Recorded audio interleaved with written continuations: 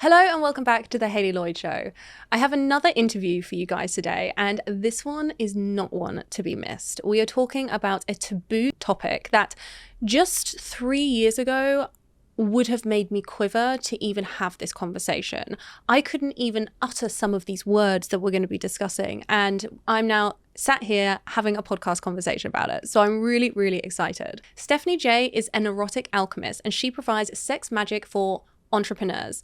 And her magic really comes into understanding how pleasure and sex go into manifestation, go into our business and our ability to build things. So in this episode, you are going to hear all about her authority, her feminine authority, and how she combines her love of business and building with eroticism and pleasure and sex. We're going to have a really juicy conversation in here. And so I'm so excited to dive into it with you. Let's get into it.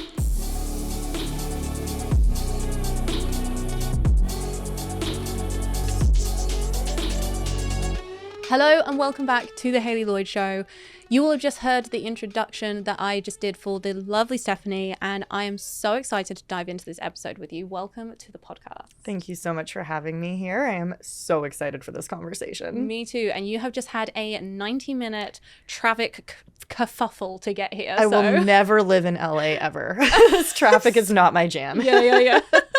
So glad to have you here and that your butt's in the chair, and we are going to get to jam on all the things. Mm-hmm. We both have ADHD, so we're going to be pinging, we're going to be ponging. It's going to be amazing. I can't wait. Maybe low-key interrupting each other, but we're going to love it. It's going to be amazing. So listener beware. Yeah, exactly. Just try to keep up. I love it. Okay, first question that I want to ask you is, what is your authority? I'm an authority in the realm of sexual and erotic empowerment. Okay, can you explain what that means? It means so many things, but at the end of the day, for me, what this means is working with our sexual energy as a means of self-healing, starting off. And then once we're healed, using it as a means of self-expression, self-expansion, magnetism, and really just becoming the version of you that you came on this planet to be. So many of us are walking around with these jackets and layers of clothing that other people, our society, our parents, our caregivers, our teachers have put on us, and we're not being the soul's version of us. We are not ourselves. Yeah. And the more we work into our sexual energy, it just wants you to be yourself. It's evolutionary energy. It's creative life force energy. And that shit will burn everything away that is not in your highest good. So it's really, really powerful to work with from a transformative perspective. This is a topic that I'm particularly interested in, as you know, because healing my sexual wounds and healing from sexual trauma, it has really suppressed a lot of that. And it's something that I'm still on a real healing journey. I was saying in the introduction, there was a period 3 years ago where I couldn't even say the word pussy without my whole body being oh no, no, get that word away from me. Yep. And I just felt dirty and horrible. I was just completely detached from all of it. So, you speak on a topic that you are so deeply embodied in. And I think for a lot of potentially my listeners, haven't heard as many honest conversations about this topic as we're going to go into today. So I think you're the perfect person to bring this healing and magic on. Amazing. But I'd really love to know how you got into this. How did this become your authority? Yeah, and it's a bit of a journey. So the short or the beginning really is, I have always, as a kid, had an interest in sex. This is just something that was really, truly in me, and how I know it's the thing that I'm really meant to work with, because it's literally in me. I mean, even from a young age, I was so curious about sex. I was reading Cosmos at age 8. Now kids are watching porn at age 8. Don't even get me started on the porn topic, or maybe we will, but we'll save that for later. We're getting there, but we'll do that one later. And that's not a great place to learn, but I was even reading, for those of you that are familiar with Flowers in the Attic, which is basically a book series about incest, essentially. It's not clean sex. I read that at age 11. I was just so curious. Wow. By 19, I was selling sex toys and running a multi-six-figure business, selling sex toys, winning a bunch of awards. It was with a company at the time, was called Passion Parties. It's now still around, and I highly recommend them. It's called True Romance. This was quite a while ago, but they're still here. And that's your company, your old company that you sold? It was MLM style. Oh, okay, right, yeah. Which was amazing to learn the ins and outs of business as a 19-year-old. Way better than my business degree. I learned way more with that. It was incredible. Yeah. And then, I got busy. I was doing university. I was doing my first degree in university, and I was working a full-time corporate job and doing this, and I was DJing because I love doing a lot of different things. And I was getting a little overwhelmed. So I went to my parents and I said, hey, parents, like, what would you do? And I know now not to take advice from people that are living in a way that I do not choose to live my life. I love my parents. However, the advice they gave me was, quit all the bullshit and take your real job and your university career seriously. Wow, yep. Right? And I'm sure many people, yeah, right? Yeah. And I listened. I don't know why. I never listened to anything else they fucking said. But in this case, I decided to listen. And so I took a break really for about 10 years. And in those 10 years, I got so into my masculine, so shut down in my body. I know you speak a lot about what corporate does to being safe or not in your feminine energy. And that really was my journey from really 23 until about 29. So a little bit less than 10 years until Tantra really saved my life. I was in a space where I had everything perfect on the outside. And I know this is something that you speak about as well quite a bit. So I'm really excited that there's so much resonance here.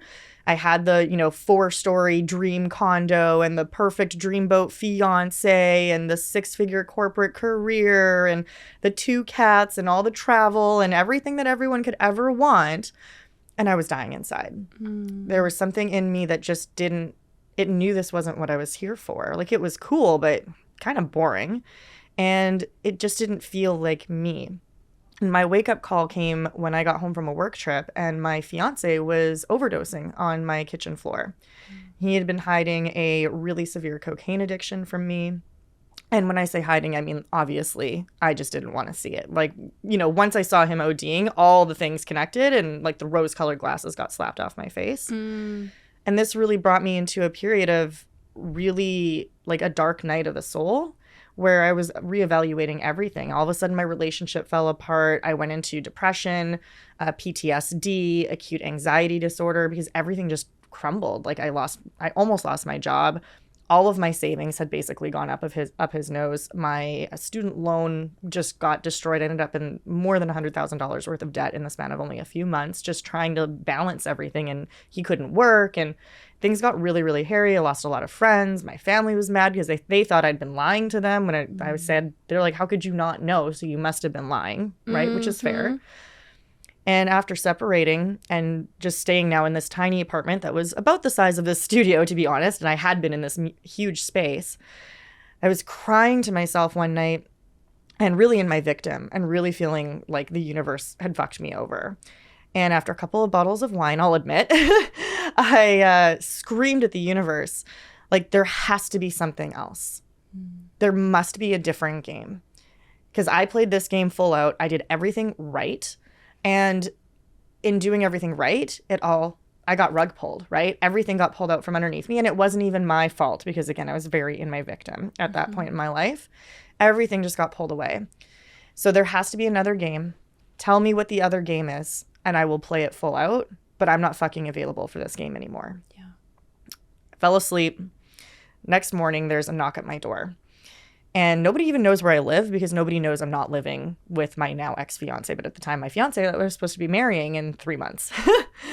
So I don't understand how there's a knock at my door, but okay, interesting. I go and there's a woman there that I had met one previous time at a spiritual event. And I was like, what is this spirituality? This is weird. I don't like this. So I had actually left early. And all of a sudden, this woman is standing at my door with like a beautiful little gift bag. And I open the door looking like complete and total crap, as one does when they've fallen asleep after drinking 2 bottles of wine and crying themselves to sleep. We all know that one. Yeah. Not my best moment. And she looked at me with so much love in her eyes, just this most beautiful smile. And she handed me this gift bag. And she just looked at me and said, I heard you needed this. And when I opened the gift bag, there was my first ever tarot deck. And I get like teary-eyed thinking about this because it was so transformative in my life, and a book about Tantra. Wow. I have not seen that woman since. Ugh. I know. Chills. This just like blows my mind. Total gift. Like it's Wow. inexplicable, you know. There's because of the inexplicability of it, that was what really got me. Like there was no way that wasn't a divine message from source. Well, I was going to say, because what you also told us from like the that session that you had with someone where they said like your soul origin, I think that person was from that home planet. Would you mind like sharing a little bit about that? Because it's just no, let's not get at all. straight into Oh my it. god, let's get really fucking weird right off the hop. Yeah. Okay, so I had and it's interesting because I work with many psychics, I work with many mediums, and many of them have just not been able to place it. Right? Like they can feel that there's something weird about, I mean, look at me. You can tell there's something weird about me. Let's be real. We love it. Yeah. I'm here for the weird. But they can always feel it. They always know. But they don't really understand why. And this was the first time I had a session with a wonderful woman who you know as well, who you've had sessions with, and literally said, like, you are literally not from this planet. Like, this is your first time here. You will never be here again.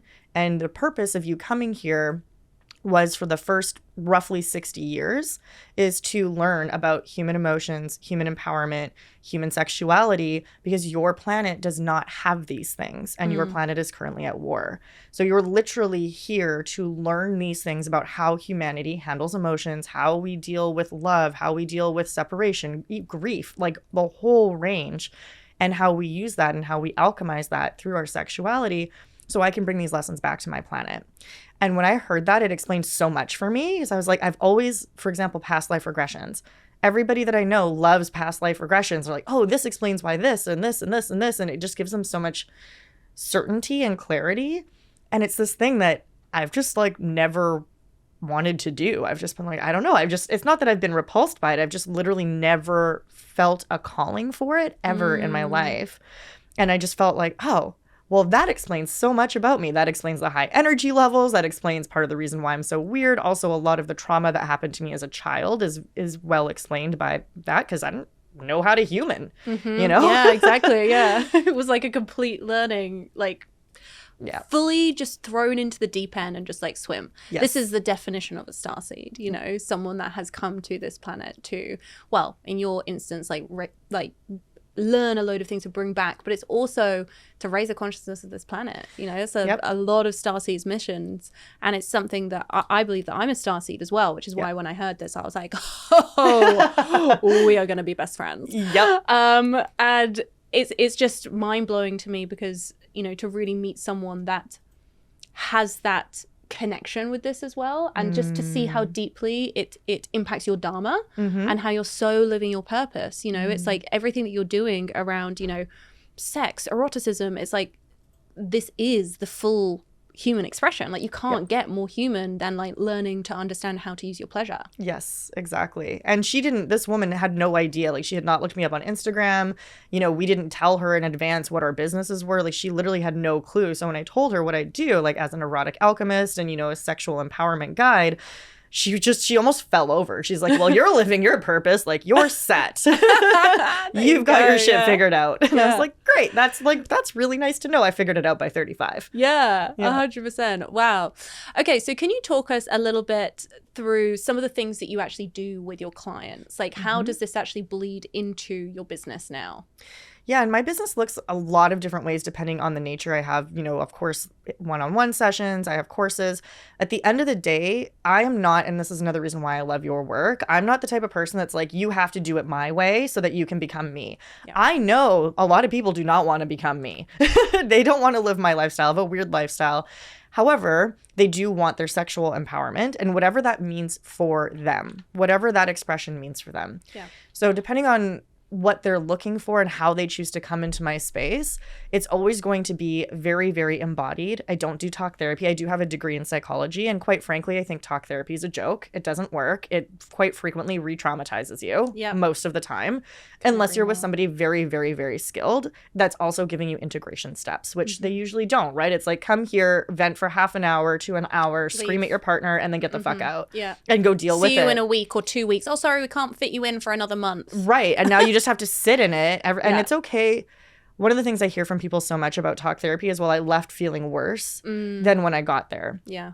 And that's not necessarily a bad thing because you're bringing shit up and you have to feel it to heal it. Yeah. Right. So sometimes when people leave sessions with me, they also don't feel great because they've just journeyed this like major release of grief or healing of trauma in their womb or sexual trauma or, you know, like I see in my work a lot of really dark stuff. I see a lot of rape victims. I see a lot of pedophiles. I see a lot of really, really deep stuff. And I see a lot of really good stuff. All of this can be healed, but going through the process doesn't always feel good. Yeah. The difference being that you get integration steps from me. You know how to journey. You're prepared. You're held in a container, regardless of how you come into my space. This is why I don't actually do exclusively digital content. It's always got a live component because I know how important that is for you to actually surrender to the process and heal. So when I'm working with people, whether it's a digital course, there will always be a live component. All of my one-on-one coaching is live. I like to do in person when I can and really holding people through, okay, let's activate your sexual energy and then let's just see what shakes out. Once it's activated, it's got a mind of its own. It's not up to me to guide it because it's the guide. Yeah. And I'm really creating the safe space for you to hold. Like my job is to hold you as the sexual energy heals you. Right? So to teach you, this is how you're going to activate it. Here's the types of things that might happen. It's almost like breath work, right? Like when you talk about breath work is the breath healing you. Right? The guide is not doing the breathing for you. The guide is holding space for you to be able to go deep, and the breath does the healing. This is very much the same thing. I teach you how to activate your pleasure, activate your sexuality, and then that does the healing for you. And every now and then there's some mindset reframes and things, you know, like we're a little bit afraid to drop into certain spaces. There's some communication, especially when we're dealing with couples. I do a lot of, you know, how do you share what you've gone through without traumatizing your partner, right? Like, hey, I just discovered that I got raped when I was 6. These are the types of things that come up. That's really scary for a partner to receive. So we also talk about how do we communicate this? How do we not make it mean things about ourselves? Or, hey, I don't feel validated by you. Or, hey, my womb is completely shut off by you because you've been watching porn too much, as an example. Or I don't know why my womb is shut off, but I'm actually kind of repulsed by you. These are the types of things that can come up in couples containers as well. And how to communicate and navigate that in a way where nobody's feelings are getting hurt, but you're still being felt and seen and heard is also a big part of my work. It sounds like it almost feels like a web, you know, like there's so many different like places that you can go with this. And so you hear the word like sexual mystic, you know, erotic coach, and you're like, oh, okay, cool. She helps people turn on their pleasure. And then you hear about all this other stuff. And it's like, you know, this is kind of, in order to get that sexual energy, you actually need to go into the darkness and like heal the darkness so that you can come into the light. Yeah, you really, I mean, that's why I have one of my tattoos here is an arrow, which is representative of sometimes you have to go back so that you can shoot forward. You have to be willing to pull yourself backwards and go through, why am I not already my natural state, right? Because being fully sexually and sovereign is our natural state. That is every human's natural state. If you are not there, which, let's be honest, probably 99.9% of the human population is not, there's a reason. There's traumas, there's stories, there's beliefs, there's lots of different reasons. And so we need to clear those because then it'll happen naturally. Yeah. Right? Yeah, 100%.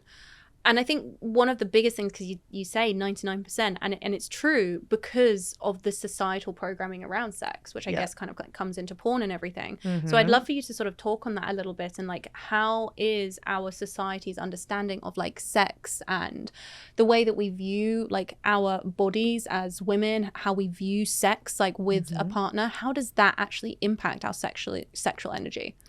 I mean, it's so limited. Like, we've put sexual energy into this tiny little box that is 10% of what it is capable of. When a woman or a man is oozing with sexual energy, the question really becomes, where does sex start and end?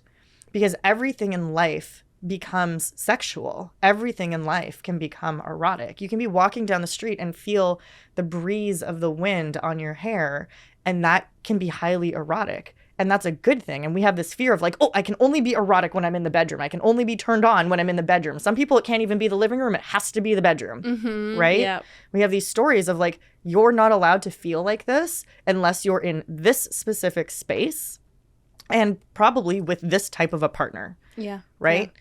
That is so limiting. And really, conspiracy theory maybe a little bit, but strong belief here, like that, I don't I don't subscribe to like the patriarchy doing this intentionally. That's not the belief field that I have, but it is definitely an effect of, right? I don't like to say, oh, okay, the patriarchy did this and it ruined us. That's not my vibe. I feel like that's a very victim mentality, and it doesn't allow us to get empowered and to make a change other than just like, well, let's just hate the men, right? This is not helping us. It's not doing us any good.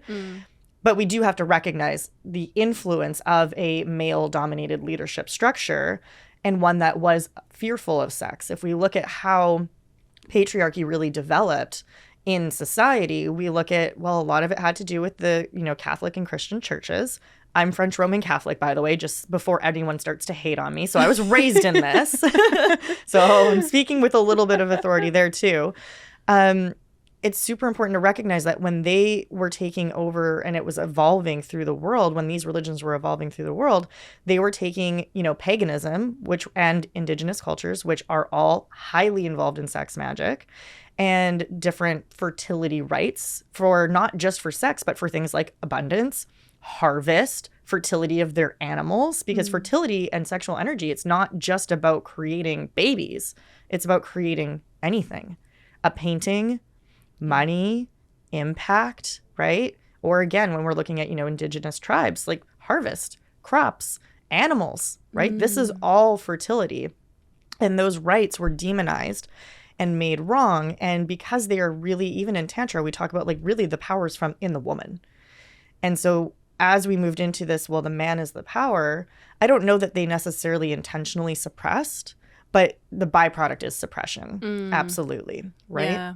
Because they say, I remember reading something where it was like part of the fear came from because men realized that women carried the bloodline. Yeah. And because we carry the child. So, in this day and age, we as women take the man's name. Mrs. is literally Misters. It's all about property. So, we literally become the property of the man. That's what marriage was initially all about. Correct. And that started happening because they realized, I'm speaking kind of ambiguously here, whoever they are, realized that we could just take our bloodline and go somewhere else. And so that's when they started using chastity belts, locking you, that's where the witching culture actually started, okay, if you've got sexual energy, you're a witch, there's something wrong with you. Yeah, let us drown or burn you. Yeah, exactly. Let us make you suffer for experiencing your sexual energy. Yep. And if we know anything as well about generational trauma, we can hold trauma in our bodies from 800 years, in familial lines. And so it's if we have an ancestor that was fucking burned at the stake because they had sexual energy and they were being promiscuous or whatever, which is just normal, we'll still carry that today. Correct. Yeah, it's carried not just in our cells, but it's also in our womb. It's also in our psyche. And even if our bloodline doesn't have it, we're now in a space of consciousness where enough of us are aware of the witch trials, of the burnings, that I genuinely believe that every single woman on this planet has some variety of a witch wound, right? Otherwise, you would be speaking your truth, because at the end of the day, a witch wound is a fear of being seen in your power. Yeah. And a sexually empowered woman is in her power. And that's why it's scary, because you know what? The feminine, it's not controllable. It's not predictable, right? It's intuitive. It's illogical. It's emotional. Look at the relationship we have and humans have to the feminine emotions, right? Especially in corporate, it's a perfect example. Oh, if you shed one tear, then how dare you in a meeting? Even if somebody's screaming at you. Yeah, we will strip you of your authority. Yep. We will make you feel worse than yourself. Let's have a disciplinary meeting. Yeah, exactly, right? And I mean, luckily I never had that, but I was so shut down. I had friends tell me that they would be terrified if I got to the point where I was crying. They would think the world was ending because I was so shut down in my emotions in corporate as a protection mechanism. Yeah. Because that's what's needed to survive in the majority of the corporate environment for women. Yeah. So when we look at, again, this idea of how women's power, okay, well, your sexuality is not your own. It can be taken from you at any moment just because you wore the wrong skirt. Yep. And it'll be your fault for it. And if you express your emotions in your family to your partner, you're crazy. If you express your emotions in corporate, you're unstable. Right? The only place you're safe to have any feelings is either as a child, and even then, big girls don't cry. Yep. Stiffen that upper lip. That's what it is in the UK. Stiffen the upper lip. Okay. Yep. Yeah, and here it's big girls don't cry. So all of these stories, you know, you're lucky if you have a circle of girlfriends that you can be yourself around. Yeah. And maybe, and this is one of the things I loved about passion parties when I was doing it, because it was women's only most of the time. And it was so cool for me to be around a bunch of women that were willing to talk about dildos and willing to talk about sex. I was like, this is great. Like, this exists on this Soul planet. family. Yeah, exactly. Like, oh my gosh. And it didn't matter. Like, I was 19. Sometimes they were 60, 65, 70 years old. So it gave me this really cool expression and this new indoctrination into what is possible in the human experience. Yeah. But it shouldn't be something that we have to hide. It shouldn't be something that I have to be mindful of how I word it on Instagram. Right? Like the number of times I've had to be, okay, I can't even say the word sex. I have to put a dash in the middle. Otherwise nobody sees the damn thing. And even then half the time they don't, right? Like these types of things. And yet I see pictures of cocks on my Instagram all the time. And I'm like, how can I not write the word sex, but there's like a watercolor picture of a penis, which I appreciate. Don't get me wrong. Yeah. But it's just that the lack of balance is all about this women's energy is not allowed to really be in its power because we're uncontrollable. Yeah. We're fucking uncontrollable. And I believe that's a good fucking thing. Yeah, I completely agree. I think part of what makes the dark feminine is the intensity. Yes. You know, it is the depth. It is the parts of us that are not deemed acceptable by society. Yep. But is wrapped up in the dark feminine. You know, feminine, often people are thinking of like, you know, pink and roses and like floaty dresses and that's it. And crying all the time, you know, and it's like dark feminine. Baking cookies. Yeah, baking cookies, taking care of like your partner, whatever. Yeah. And it's like that can be feminine energy for sure. It's light feminine. Yeah, but it's like the dark feminine's like the real, that's where we're really women. Like if you think about even childbirth, like childbirth is like where you are your fullest expression if you're doing like a natural childbirth. I have not given birth, so obviously me neither, but we're going to talk on it because I find it fascinating. But you know, if you watch women giving birth in that moment, it is the one time that they are roaring from a place which is just so authentic. There is no mask, there is no barriers, there is no like, oh, I've got to perform, I've got to keep myself in a box. It's like all your inhibitions go out the window and you are just primal. You are screaming. You are just wanting to release and get through. That is literally female expression. Yep. Well, and it's the death and the rebirth process too. Yeah. And I feel that that's also a reason that the women's, the dark feminine in particular, has been so suppressed, is because we're fucking terrified of death. I mean, look at what we just went through in the last 4 years just to avoid the premise that people might die. And I'm not saying people should, but this idea of death is so terrifying to us, right? The moving on, I mean, in North America, I don't know what it's like in the UK, but in North America, when people get old and a little bit frail, we put them in a home where we don't have to look at them. Yeah. Because we just can't handle the idea of like aging and death and the mortality just slapping us in the face all the time. So we just put them in a home and don't visit them. Yeah. Right? Which is so inhumane. We're so afraid of our own mortality, which is just a fact of life. And that is a very, very dark feminine principle too. Like that magic, the fire, the creativity is dark feminine, but so is the death and rebirth and transformation process. And that scares the shit out of people. Oh, absolutely. It used to scare the shit out of me. Yeah. You know, because it's not just like the death and rebirth that we go through in life. Like we're literally born and then we die at the end. Yes. But it's also like we go through evolutions. You know, I think the phoenix was like an analogy that we kept on coming back to over the mastermind weekend that we had, because it's like the death and the rebirth is just constant. Yeah. You know, when we go through breakups, when we go through life events, when we leave a job, we will shed a part of ourselves. And people that aren't willing to release that part, that aren't willing to allow certain parts of them to die, are the people that get trapped in like certain ways of thinking, in like certain traumas. Yes. Because they're not willing to allow a part of them to die in order for a new version of them to be born. Well, and this is what people don't realize, is that we're here to grow. Yeah. Look at nature. Humans are part of nature, as much as we like to pretend that we're not. Yeah. Humans are part of nature. No part of nature is ever stagnant. The wind always blows, the sun always turns, water always flows, trees never stop growing, right? They never, if they do, they're dead. They're literally either growing or dying. Everything is in this beautiful cycle of constant evolution over and over and over and over again. And then we think, oh, but we've created permanence. We have buildings. right? And we get really stuck in fearing of change in general.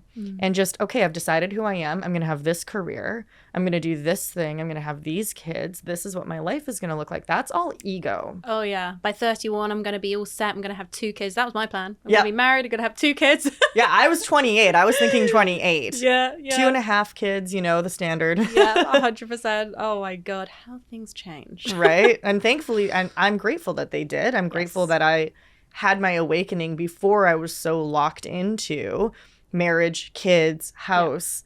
Like when my awakening occurred, I was in a place where the transformation was actually, I mean, I'm not going to say it was fun because it fucking wasn't, but it was easy in the sense that I didn't have to deal with things like, you know, child court law and, you know, financial separation and asset separation. Like those types of things were very easeful. And I do recognize that sometimes growth brings those things on. And one of the biggest fears that I hear from women, actually such as yourself, and I heard this from a lot of the partnered women over the last few days that we were chatting with, one of their greatest fears is that if they transform and if they truly become themselves, they will no longer resonate with their partner. Yeah. I hear that all the time. Yeah, that was a huge one for me in my last relationship, actually. I was worried that if I went too far down the personal development track that, you know, we'd end up breaking up, and we did. And it was that thing where something needed to die for me to now find my now partner where we're both developing together. And it's so true because I have clients where this is a real thing where it's like, shit, all of this stuff is coming up. I don't know whether my partner will want to grow with me. Yeah.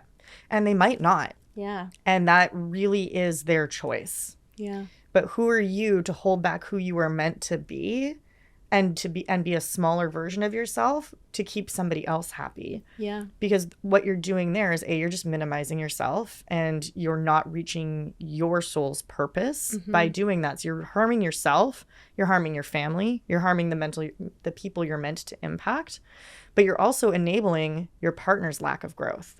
Yeah. By doing that. It's actually a very selfish thing to stop growing in order to save a relationship, because what you're saying is, I'm too uncomfortable to be willing to cause change in you. Wow. Yeah. That's a mic drop moment. Yeah. Drop. Wow, that is so true. I mean, they do say that the people pleaser can often be like actually a very selfish like way of being. It is a selfish way of being, 100%. Even though like you feel like you're doing it for other people, you're robbing yourself so hard, and then you're actually robbing other people of like their truest expression too. It is actually a very innately selfish way of being. And this is coming from like a recovering people pleaser, like still in the process. Are we ever healed? But you know, it's like it really has been so confronting for me to realize, oh wow, actually all of those times that I just did what everyone else wanted me to do, I was actually being incredibly selfish.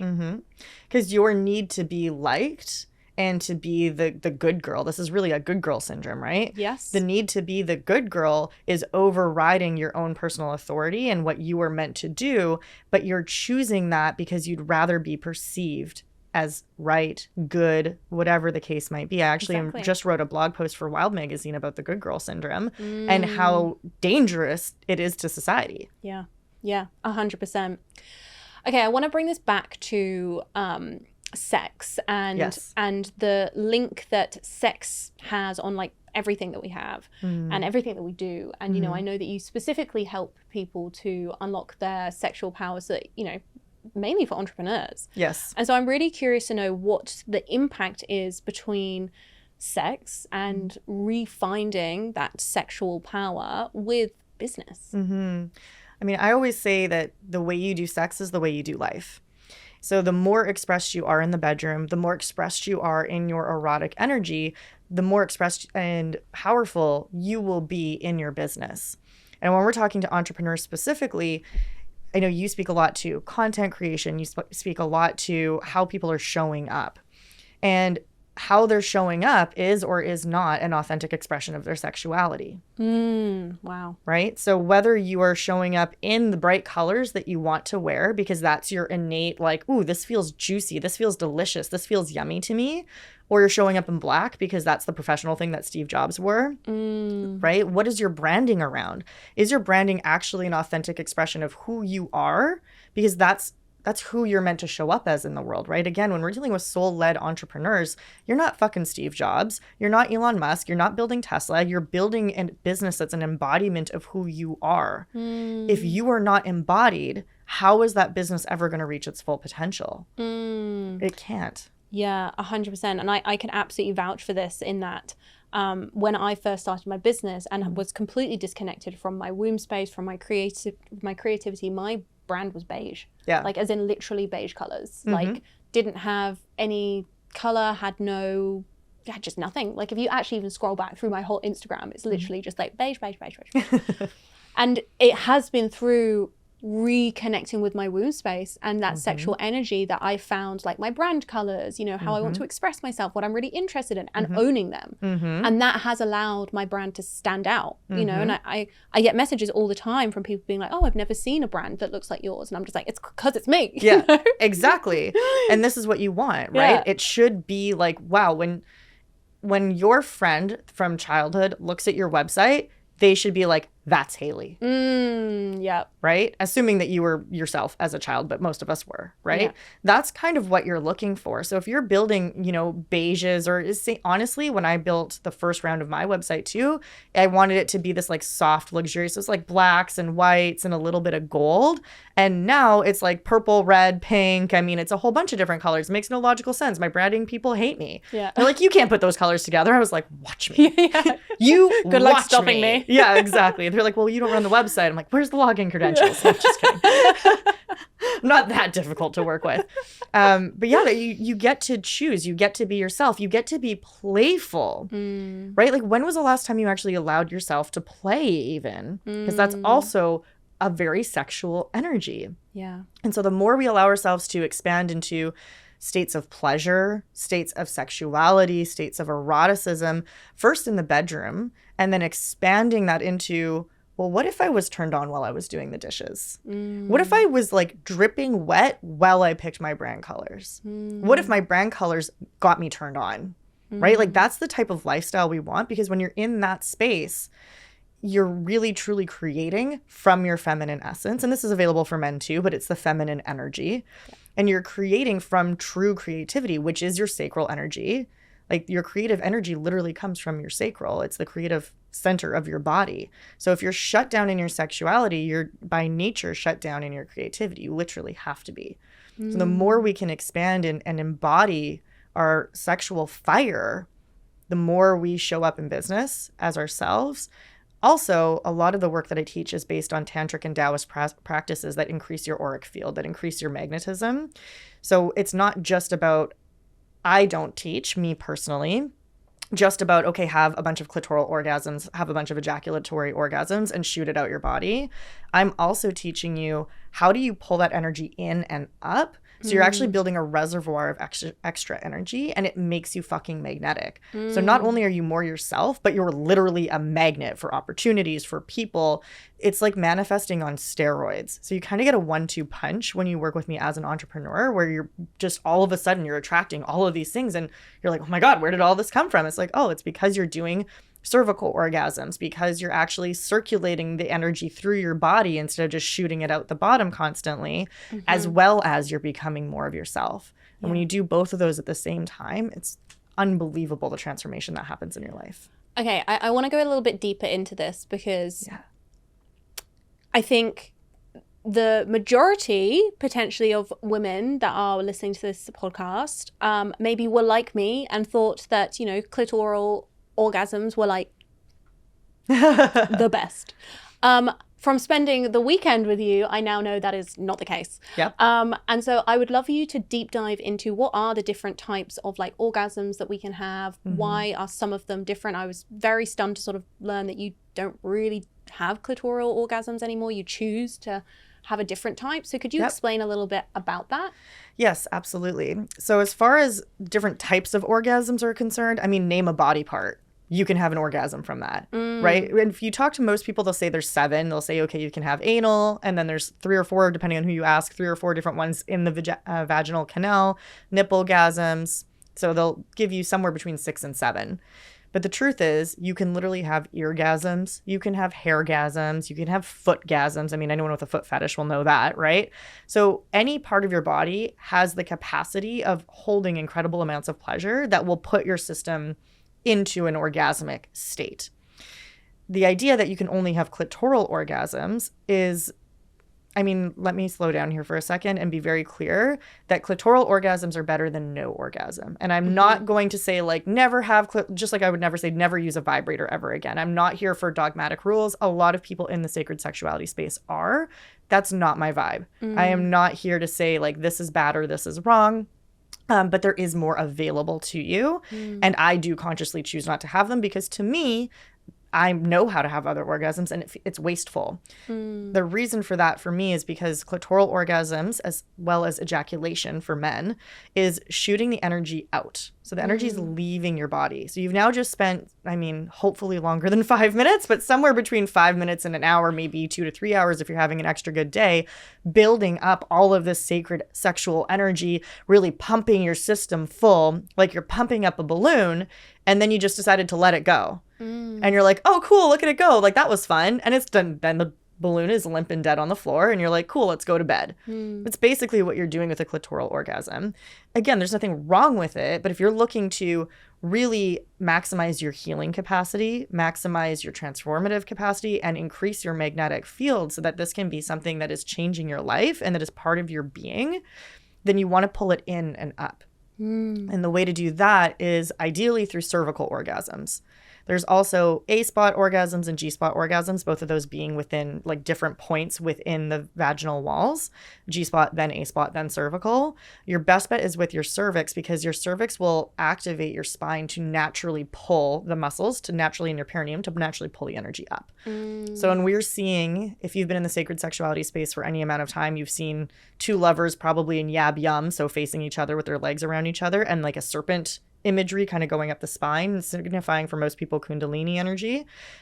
When you're doing that, that's basically what's happening is the energy is getting sucked in and up. It's activating your cerebral spinal fluid, which from a scientific perspective, we know literally is the reason you have a magnetic field. So this has now been scientifically proven that your cerebral spinal fluid is the reason for the magnetic charge that a human has in their body. And it runs from the base of the spine, the perineum, all the way up through the pineal gland, which we've also scientifically proven is how we connect to transcendental states, where DMT comes from, how we dream, right? Where we get those big downloads. And it literally washes the pineal gland and then moves back down. And the speed at which that moves through your body determines how high of a magnetic field you have. So the more times you can get into these cervical orgasm type situations, or one of the practices, that one that I was teaching you is just pumping it naturally. So it's teaching your body how to do it, allows you to literally charge your own battery from a scientific perspective, but it also then from a metaphysical perspective and from a spiritual perspective gives you the possibility of accessing transcendental states, of recalibrating your energy, of getting the healing energy moving, and really touching the face of God with your orgasm, source, universe, whatever word you want to use. You can have these 30-minute, 2-hour, 3-hour long orgasms when your body really practices, and it completely changes your life in just that one orgasm. So why wouldn't you want to focus on that versus, the clitoral orgasm kind of, it feels like a sneeze. So it's good to start, but, there's more available. So how would we start this process? Because this may be something that a lot of people are like hearing for the first time. Like I was over the weekend of being like, okay, where do I start? Like, how do I know what I'm looking for? How can I feel safe to do that in my body? Yeah. And I'll give the same practice that I taught you guys, which is a variation of tantric tumo. So if you were to Google, you'll see this is my own kind of variation of it. Essentially what you want to do is give yourself 5 minutes a day, ideally in the morning, because this is a very energizing practice. So you don't really want to do it right before bed. And this will really build your energy field And it's very easy, and consistency is more important than duration. So 5 minutes a day, 2 minutes a day, every day is more important than a 30-minute session once a week, as an example. And what you want to do is breathe all of your breath out, as deep out as you can. So you're completely and totally empty. And then while you're empty, you're going to hold it empty, and you're going to flex your perineum up. For those who are not familiar, it's basically like stopping your pee. So you're going to pull your vaginal walls up. Can feel sometimes like pulling your anus up too. That's fine. You're going to pull that up so you get a lock called a Banda lock. And then once that's locked, you're going to imagine that you are breathing in through a straw and almost wringing all of your muscles super tight as you breathe in. So you're going to feel all of this pressure. It's like you're kind of wringing a towel up like this as you're breathing up. So your whole body will kind of get tense. What you're doing is you're showing the breath to go up the spine instead of filling the stomach. We don't actually want it filling the lungs. We want to be directing the energy up. So you want to do all of this when you're breathing, when you're still holding your breath. At this point, you're going to be breathing in. You're going to be breathing sucking in as if you're sucking in through a straw after your perineum is locked. So you're breathing in and pulling the air up your body, essentially. At some point, you're going to feel full, which will be way sooner than normal because you're holding everything so tight and you're not really breathing into your lungs. And you're going to visualize your pineal gland because that's the top part of your cerebral spinal fluid area. And then you're going to pump, holding it full, pump your perineum as many times as you can. And you should actually see your stomach, like you can kind of see it in Hayley's stomach right now, is actually like flexing. You should be able to actually see it. Do that as many times as you can until you literally can't hold your breath anymore. When you have to, you release. And then this might make you a little lightheaded. So take a couple deep breaths of regular breathing. And then you just do it again. And however many rounds, for some people you might only get in 5 minutes. You might only get through 4 or 5 times of that, right? Especially if you can hold your breath for a long time and you're doing a lot of pumping. The reason this is the beginning of having an energetic orgasm is because you're teaching your body, just like riding a bike, hey, when I'm having a cervical orgasm or an energy orgasm, like this is how it's meant to feel. So you're creating the muscle memory, and you're also having the benefit of building up your energy field already because you're moving the cerebral spinal fluid by doing that. Yeah. So like you're washing your pineal gland. This is something that Joe Dispenza teaches, a very similar variety as well. And I mean, I've been to his events. People have had full bliss orgasms. Like, no, it's non-sexual. Nobody's having sex at Joe Dispenza, to be clear. But I know what a bliss orgasm sounds like. And I could be in a room and I'll hear 5 or 6 of them from doing his variety of basically this practice. Wow. Because you're moving your cerebral spinal fluid. So this in and of itself can be enough to activate an energetic orgasm, a transcendental state, a divine bliss state. But the cool thing is just by doing this every single day and working on expanding your pleasure potential. So, you know, playing with different positions, having fun in the bedroom, working through if you feel that you have traumas or fears or things like that, like working with someone to work through those. You don't actually need to teach yourself how to do it. It's just going to happen. One day your partner or your toy will just hit that perfect spot. And all of a sudden, and this is what happened to me too, is all of a sudden I was like, what is my body doing? And it just does it on its own. It's like, it just knows. It's like, oh, okay, cool. Just like we don't have to tell it how to breathe. We don't have to tell it how to, urinate as an example. Your body's just like, oh, you've triggered this point. Cool. I know what to do with this. And all of a sudden you'll feel all of your muscles contracting without you consciously thinking about it. And then boom, you're on another dimension. Wow. And having this crazy experience. You have no sense of time. You have no sense of anything. It's almost like having a plant medicine experience, honestly. Wow. Very heart opening. You come back and, your body's in this bliss state. Wounds can be healed. Muscles can be healed. I've seen people heal like incredible shoulder strains, like really bad muscular problems that their chiropractor or their massage therapist just couldn't figure out. Just healed like that. Wow. So you get these new codes. Your body knows how to heal. So tangibly, the effect that this is having is like huge. Correct. So I'm getting, it can heal like the physical body. You can literally have like an expanded spiritual experience and like see God, see ETs maybe. Totally. I've definitely seen a lot of aliens. Had full alien conversations. We're going to have to go into that in a second. Okay. And then what else do we have? We've got physical, is there anything else? Physical, emotional healing, trauma healing, and then becoming more of yourself. Right, so your own self-empowerment, and then the magnetic Totally. Right. Yep. And then the magnetic field as well. That is just, to give you an example, and this is funny because sometimes women really struggle with this, but when you're fully sexually empowered, I mean, I walk around in lingerie. So understand that this is not necessary though. I could be walking around in sweatpants, and I have regularly people will just pull over and be like, hey, can I get your number? Hey, can I open the door for you? Hey, can I grab that check? Like, and not just men, like women, like good things just happen to me. And it's because of this strong magnetic sexual aura. And even when I'm stuck for 90 minutes in LA traffic, I'm just like, cool, there's a reason for this. I'm not going to get stressed about it. So it gives you this capacity to flow through life because you know that you're so magnetically charged that only good things happen to you. And you actually build a lot of evidence of that in your own life right away. And I know a lot of women get nervous because they don't want to receive male sexual attention. And that can be a big reason why they choose not to be in their sexual expression, whatever that is, because they're really fearful of basically being hit on, which, being raped, things like that, which is really just a lack of trust in their own boundaries and discernment at the end of the day. And when you're sexually empowered, trust me, it's not going to be a problem. Wow. I mean, it's fascinating to hear just like all of like the physical components that this can affect. Like I've gone on the journey of healing my womb. I've gone on the journey of like reconnecting with my body because when I was experiencing PTSD, I was very numb. So like I couldn't feel emotions. I couldn't feel what was going on in my body. Like I couldn't feel good emotions. I couldn't feel bad emotions. I was just numb.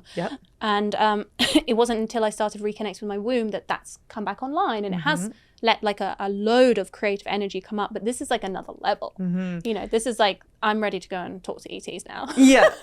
Well, and that's one thing I like to say is, I mean, I can teach you how to have your first orgasm, and I can teach you how to womb heal, which by the way is another really interesting area, which you've already gone a lot on that journey. But when you start working with your sexual energy, your womb will completely change. Your PMS will go away. Your periods will, for the most part, go away. Like, women are actually not meant to have like the type of period that we define as right now as normal, like 5 to 7 days with bright red blood. That's not normal. It's common, but it's actually not the way the human body is supposed to work. You should have 1 to 2 days of very, very light bleeding, and it should be mostly mucus, and it actually should be mostly brown because all of the good, healthy blood should be getting reabsorbed back into your body. Wow. This is so interesting because this is exactly what happened. And I haven't actually spoken to anyone about this. If you talk to a doctor, they'll tell you that there's something wrong with you. So don't do that. Wow. This is so interesting. So when I started healing from this, one of the reasons that I did actually was, yes, I had, I was being re-exposed to like PTSD trauma. So something did need to happen just to make me less reactive in certain situations. But then, and I had a lot of repressed anger. It was coming out in skin conditions. I had rosacea, like under skin acne really flared up, and I had debilitating periods, like such bad period pains, like would be in bed for sometimes up to like a week and a half, 2 weeks, where it was just like constant. Like, if you have one of those menstrual cups, I was going through like 5 of those a day. Wow. Like filling them up. Wow. It was so intense. And I had every single kind of like pain numbing that I could possibly have, I have tried. And I would be like crying. I'd be crying in the middle of the night, just like, I am in agony, and do I have endometriosis? Do I have any of that? I don't. I don't have any of that. And it was when I started healing my womb that it started going. My skin conditions started slowing down, the rosacea started going, and now my periods are 2 days. And it's majority brown blood to start with, and then a little bit of red towards the end, but it's like, they're so short now. And it's crazy, like the impact that doing that work has had. And really, when we think about like the womb is the feminine receptacle, right? So first of all, if your partners have had any like heavier energy when they've been with you. So that could have been heavier emotional energy. That could have been porn. That could have been like really any of their own trauma. They're literally placing that inside of your womb, right? So if you look at, what was the nature of the energy frequency of your partners when you were sleeping with them, but it's also what's the trauma that you have. Because anytime we are scared, overwhelmed, anything, it goes into the womb, which is why women that have had a lot of trauma typically have like very like wide hips for their frame, because we're storing trauma in that sacral and the root area. So you see it in bloating, you see it in inflammation in that area, you see it literally in the womb space, and sometimes fat gain as well. So one of the cool side effects I see for a lot of women when they start doing this work is their periods get way better. way cleaner. Sometimes they're a little hard at first because your body's like, oh, I can get rid of the shit I've been holding. I don't need to hold on to these unhealthy stuck emotions anymore. But also their body shape completely changes. And I'm here for body love in whatever shape you are, but they're always so delighted. Like, wow, okay, this like, you know, that stubborn belly patch that we identify that all women that have had children, they just have a pooch in their sacral. That's not from having children. That's from like trauma being stored in your body, emotional trauma too, from being suppressed in your voice, from not being safe to express yourself emotionally. Like all of that, we as women just throw it into our womb space and we expect our womb once a month to clear it all out. And sometimes it just can't keep up. Wow. And then we end up in these states of, like debilitating pain. A super intense PMS too is another sign of that, right? Wow. That's not normal. Common, but not normal. Wow, this is absolutely fascinating, and I can really see the magic that you are bringing is very needed in this world, because this is such a taboo topic. This is something that not enough people are talking about. But in all honesty, if every single woman in the world was doing this, and man, you know, was having this conversation, we'd probably be able to collectively heal at a much like faster rate, and there'd probably be a lot better energy in this world, because people wouldn't be so reactive all the time, because we're essentially suppressing parts of ourselves, which is life force energy, essentially. So I love all of this, and I love that, you know, I'm really feeling your authority here. I want to take a little bit of a beeline and just talk a little bit about your inner authority. And I just want people to get to know you as, you know, you are currently presenting yourself as the whimsical, incredible, very knowledgeable, like human that just knows everything about like sex, and it's incredible. And I want to know the real you know, so that people can see you're an authority, but you're also a human. I am. So what is one of the things that you have had to heal through, maybe even recently, that affected your business, affected your authority, and really impacted you as a person? You know, I've really had two really big healing journeys in the last, 4 years since I've started my business, other than obviously my own sexual journey was a big one. But the two that have really like recently impacted me that I've been navigating, one is a divorce and how that impacted my business. And the other one is a really deep sisterhood wound that I didn't realize I had. And so maybe we'll start with the sisterhood wound, because that's the most recent one, having just come from a retreat with 15 incredible women. But I was like I said, I was weird as a kid, and I had friends, but like only a few really close ones. And even as a child, I had incredible amounts of sexual energy. I'm pretty convinced that my dad wanted me to be a boy because I played all boys sports. So I played boys hockey, actually girls baseball, because they wouldn't let me on the boys team. But I broke several bones playing boys hockey growing up. And so all my friends were boys. All my cousins that were my age were boys. So I was just around boys all the time. And when I did start to hang out with girls, I didn't really understand why are you different, right? Because girls are socialized into so differently. And I just didn't get it. Like, what do you mean you don't like to play with trucks? And like, what's this cattiness? And why are we so competitive? Like, guys aren't competitive. Guys punch each other in the face and they're over it. Yeah. Right? Especially boys. Like, they're just not like that. Girls are fucking bitches when they're kids, right? Or at least that was my experience. And I really struggled to build female relationships, especially as somebody that was seen as one of the guys that had a lot of sexual energy, that was naturally very confident because I didn't have all these past life traumas that would cause me not to be, and a lot of socialization, but I didn't come with that extra weight, right? And I had this natural magnetism. I was naturally very intelligent, but I learned kind of through osmosis. I never really had to study. So there's just a lot of reasons that girls didn't like me. And even when I eventually switched from boys hockey to girls hockey, I remember crying to my mom, like, please put me back in boys hockey, because I can't play this game. This game is mean. This game is mental. Like, the shit that those girls would say on the ice to each other to like get in your skin, under your skin, was unbelievable. And I'd never experienced anything like that. Like, boys, it was such a physical game, and with girls, it was such a mental game. And I just became very fearful of girls. I had a couple falling outs with, best friends, and lack of trust, and sleeping around with my boyfriends. And like, I had a lot of that ickiness. And by the time I hit my 20s, I was basically like, fuck women. Like, what's the point? Like, they're all so mean. And I spent most of my life that way. Yeah. And it wasn't until I started doing my own healing and my own emotional journey and really coming back into my own femininity, because as we know, what we see on the outside is a reflection of what's on the inside. Yeah. And I started to really start to learn of, oh, if I'm only seeing catty, bitchy women on the outside, well, thank you, universe, for the mirror. What does that mean about this right here?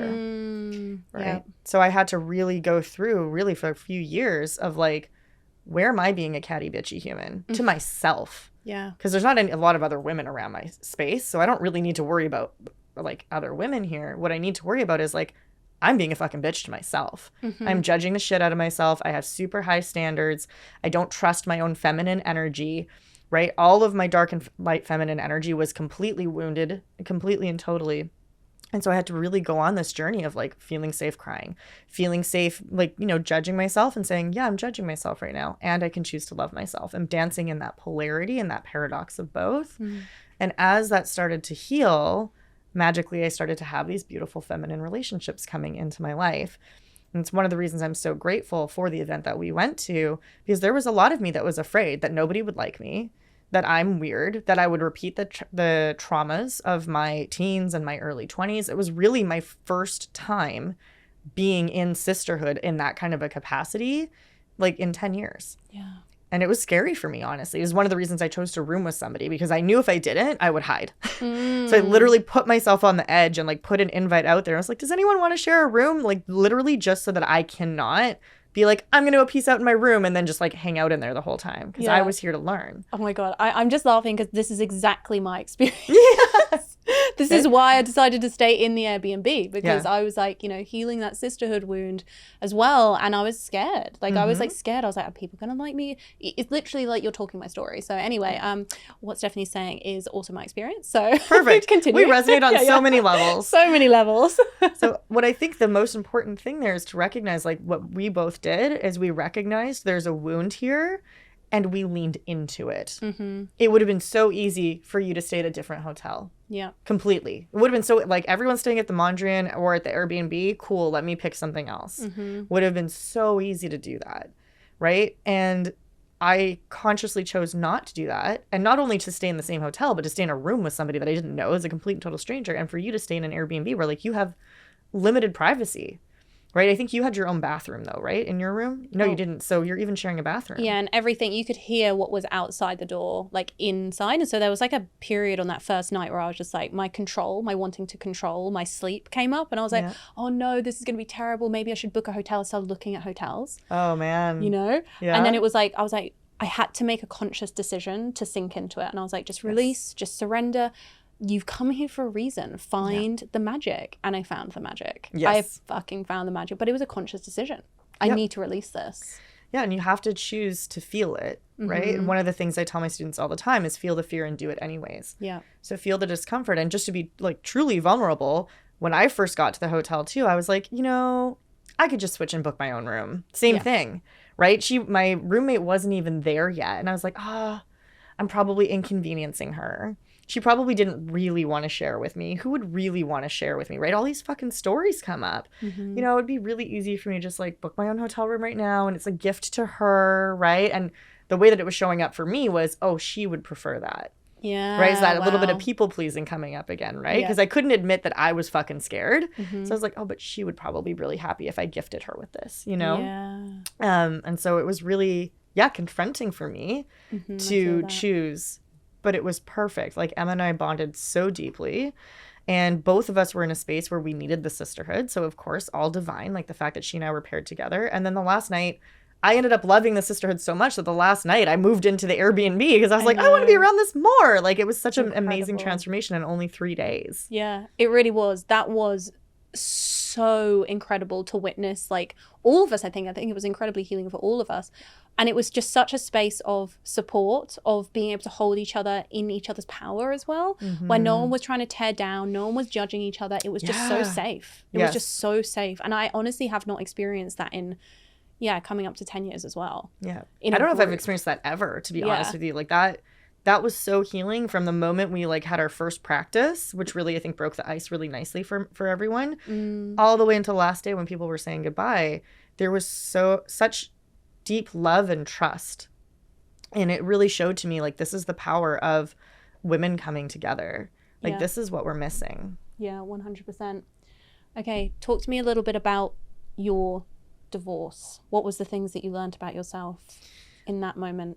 I learned that I had been completely and totally hiding. Even though, as somebody that feels very sexually expressed, very self-expressed, we always have deeper layers. And I learned that I have a tendency, and this even shows up in my human design, which if you look at the body and the mind graph, my mind graph is completely open, reflector. My body's a generator, and you put them both together, I'm a manifesting generator. And what that means is I tend to absorb other people's energy. It's one of the reasons why I never had to study in school. Like, I could just be in the energy of learning and it just drops in. It's also, apparently, I was talking to Bethany, and a sign that you've never had any past lives. So I was like, my human design proves it. This is amazing. Yeah. But with my divorce, the challenge that I had is the partner, super incredible, beautiful, karmic, like really powerful spiritual person. And I truly believe the only human on this planet that could have enabled my spiritual development the way that it needed to evolve. Like, he held such a beautiful space for that and allowed me to be in the rough and in the raw and in the sexual expression. And lots of narcissistic tendencies and lots of like emotional manipulation tendencies, and not because he does it on purpose. It's just the way he's evolved. So it's not that, we get really bent out of shape around like narcissism and manipulation is like, oh, these are bad people. He's not a bad person, but he does have those tendencies. And for me, as somebody that does tend to absorb that energy, I learned that I actually really need a lot of separation. As much as I love humanity and I want to be around people all the time, I need to separate so that I can see what actually is mine, because I just basically became him.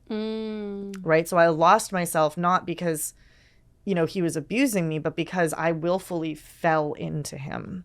And I had to learn, and my sexual practices, I mean, those were great, but when you're willfully giving yourself to someone over and over and over again, every second of every day, we were a COVID relationship. So we went from being highly independent to being locked in a 600 square foot apartment together, and you couldn't get away from each other. Like, we weren't allowed to leave. Right. And so we got so entrained into each other, and him being the more stable energy. This is one of the things I talk a lot about in my courses, is whoever's the stable energy, the more stable energy is the one that will set the container. He was the more stable energy. I'm very like, woo, I'm flighty, flowy, right? Like, more grounded than like the average spiritual person, I would say, but definitely very flowy. And so I got pulled into his world instead of me pulling him into mine.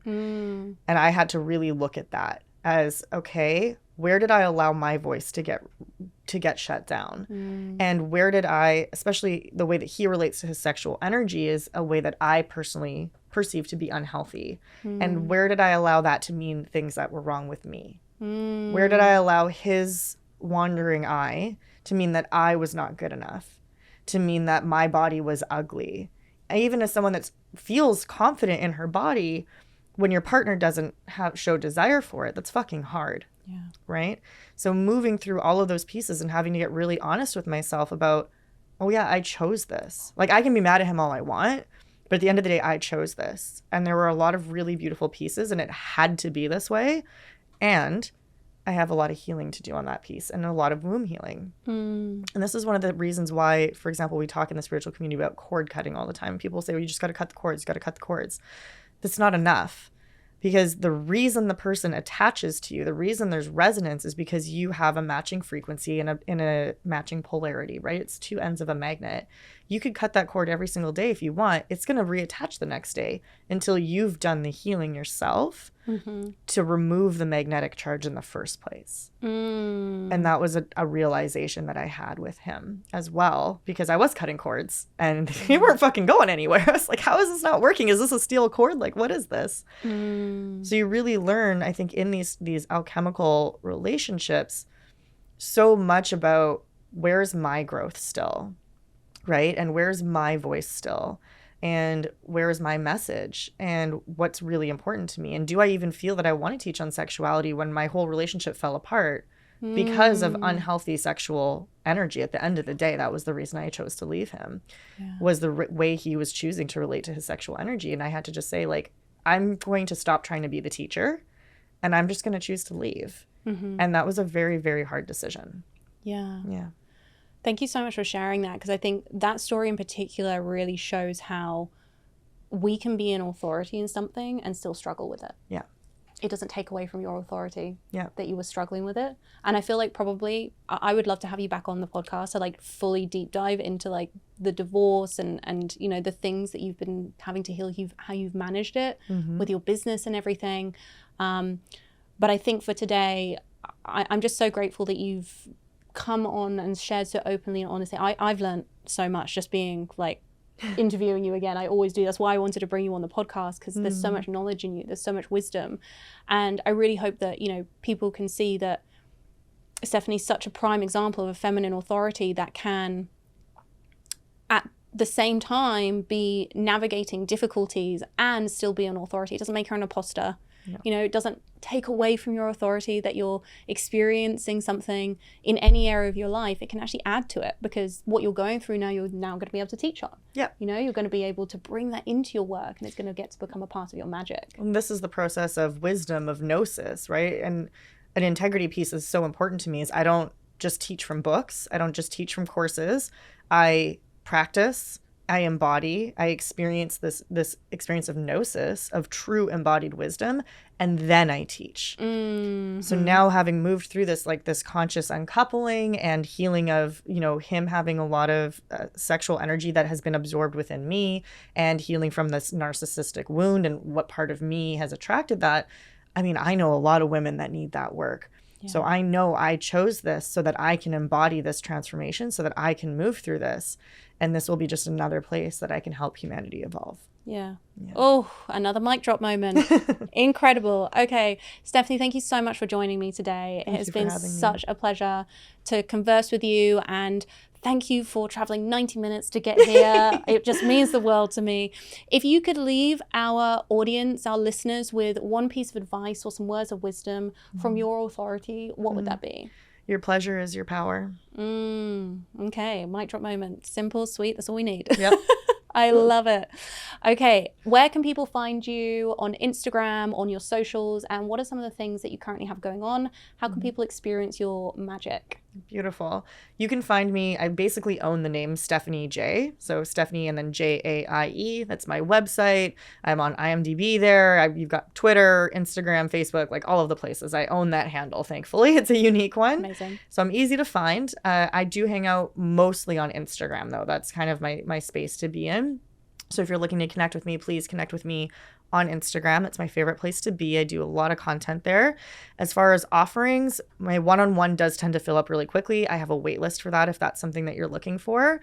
Other than that, I have the Sexual Empowerment Academy. That's definitely my kind of like get your feet wet in a really holistic way. It's 12 weeks long. As I mentioned, digital hybrid. So there's live components every single week so that we can drop in. I can hold you. There's Q&As. And that really I think for the majority of your listeners, that's going to be the place to start, because it's going to take you through the emotional clearing, the womb healing, like all of that stuff that we talked about earlier. That's kind of the necessary beginning. Then the pleasure potential, the pleasure expansion through the body, and then we go into sex magic at the end. So it's a really good beginner's journey. And I do work with couples as well. So those are kind of the three places. And I have lots of meditations on my website too. If you're just looking for free content, because all of this sounds a little scary, you want something free first, I have lots of lots of meditations on my website. So you can hit me up on Instagram, and based on what you're looking for, I can give you a specific meditation, which would be free. Great way to start. Beautiful. Yeah. Thank you so much. We will pop all of that in the description below. So if you're feeling overwhelmed and forgot all of it, just pop down to the description. You can click and link through straight away. And that then brings us to the end of this podcast interview. Thank you so much for joining me. Thank you guys so much for tuning in as well. Wherever we are looking right now, there's 2 cameras. Who knows? But thank you guys so much for tuning in for another episode of the Hayley Lloyd Show. And I will see you guys in the next episode. Bye, guys. I hope that you guys enjoyed this episode as much as I did. This is definitely one for the books, as as I said, this is a topic I would not have been able to talk about just 3 years ago.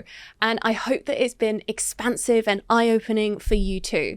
If you did enjoy this episode, please make sure to leave a rating and a review. And if you do that, you can just take a screenshot of that review and you can email it to hello@hayleylloyd.com and we will send you over a free gift. So this free gift is going to be a training where I teach you how to step into your feminine authority and build authority online by being who you are, by channeling your inner authority, your inner dark feminine. That's exactly what we want to do, and that is the purpose of this podcast. So again, if you want to get that free training, all you have to do is leave a rating and a review, and then email a screenshot of that to hello@hayleylloyd.com, and we will send that straight over to you. Make sure that you subscribe to this podcast for updates whenever we post new episodes, and I'll see you guys in the next one. Bye, guys.